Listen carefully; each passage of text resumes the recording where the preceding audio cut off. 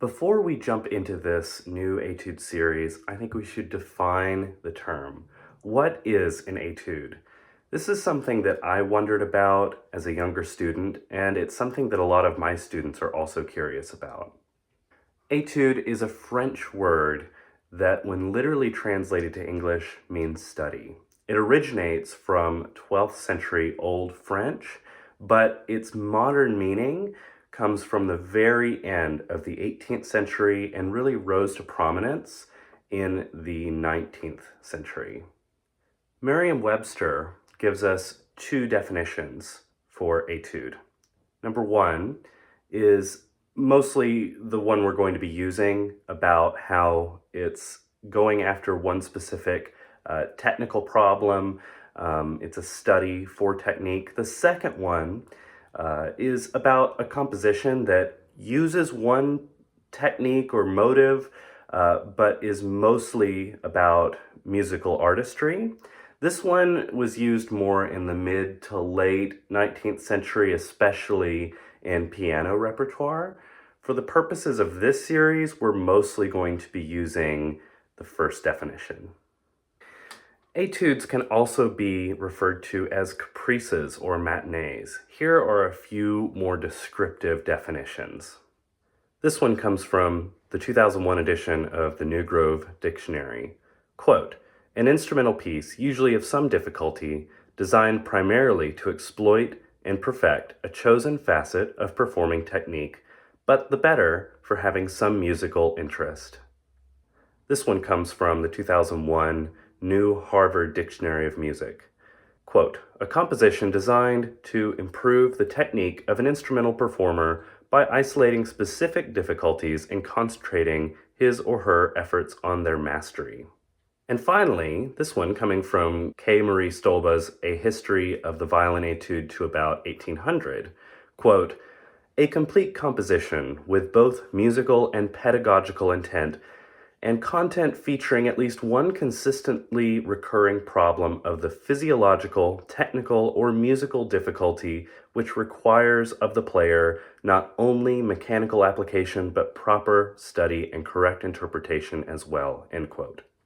I'm going to talk a little bit about how we're separating out musicality and technique and how that doesn't really work. I'm going to be sort of quoting from Dr. Ulysses da Silva's dissertation and also from Carl Flesch. This is from Dr. da Silva's dissertation. Quote, the art of music is not purely technical. While musicality is essential, music is ineffective without some level of technical facility. As Carl Flesch states, quote, our art is not a matter of individual tricks, but exists by reason of the combination of craftsman-like ability and by the artistic will to do, end quote. Then, continuing quoting da Silva, the primary function of etudes is to build technique that functions in a musical setting, end quote. Another quick note, the etudes that you're studying should be a step ahead of the repertoire you're working on.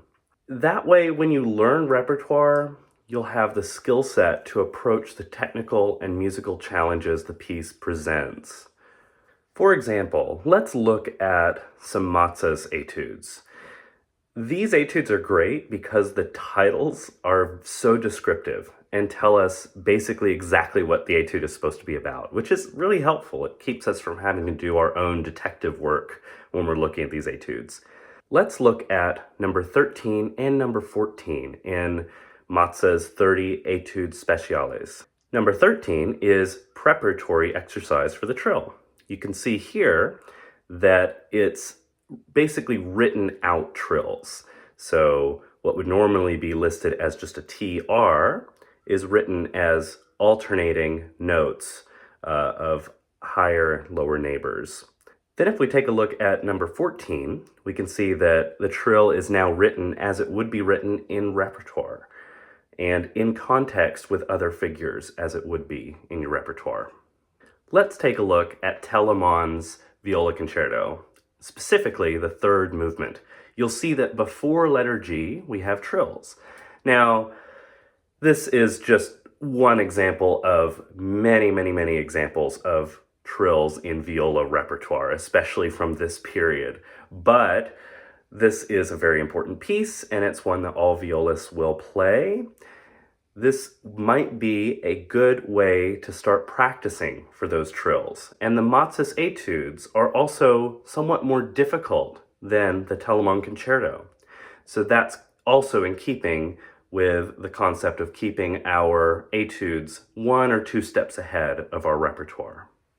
I hope this has answered a few questions you might have had about what etudes are, and will help set the groundwork for the rest of the content in this series.